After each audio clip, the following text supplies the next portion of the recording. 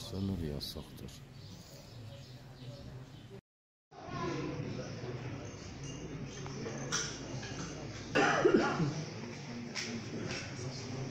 ولنوحي الفاتحة.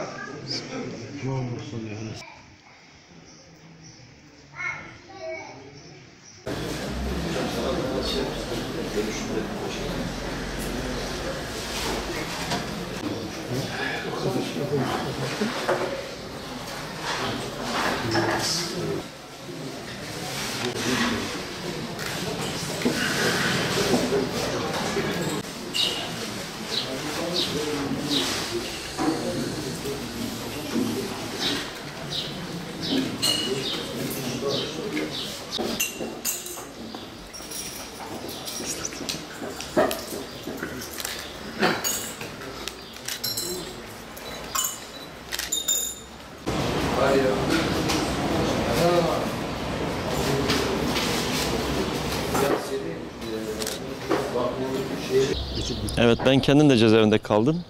Birlikte kaldık. Ben 2000 Temmuz ayı itibariyle çıktım. Yeğenim hala cezaevinde. Babası, abim, elim bir kaza sonucu hakkın rahmetine yürüdü. Elbette ki babasını görmesi hak, doğal bir hak. Gördükten sonra Antalya'ya gideceğiz. Ben de 18 sene oldu görmeyeli. Engelli bir oğlumuz var. Göremiyoruz. Hani sürekli onunla alakalı olduğumuz için gelirse görsek güzel olacak. Cömert Yorgun çok farklı bir şahsiyet. Okuyan, okuduğuyla amel eden bir yeğenim benim. En sevdiğim yeğenim idi. Abim rahmetli, yani çok zulüm görmüş, çok ezilmiş ve sonra da çok sevilen bir insan haline geldi. Ağzı var, dili yok. Sevilen bir insan, doğal olarak biz de seviyoruz, oğlu da seviyor. Onun hasretiyle işte yanıp tutuşuyoruz.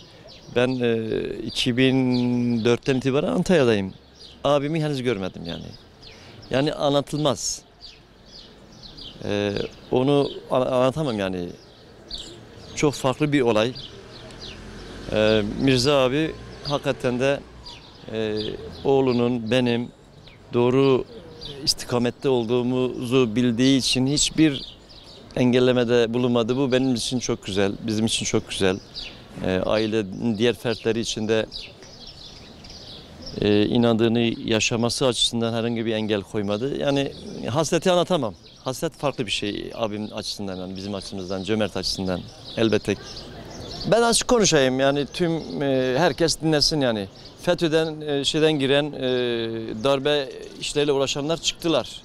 Rütbe olduğu için çıkıldı mı bilmiyorum ama yani yapanlar kumpas falandan adı altına çıktılar. Yani şimdi ben de kendim mahkemedeyken mahkeme salonunda bir polis rapor tutuyordu. Ben döndüm baktım ki yani dedim Sayın Başkanım, yani bağımsız mahkemede kolluk görevlisinden herhangi birisinin bulunması acaba uygun mu değil mi yani?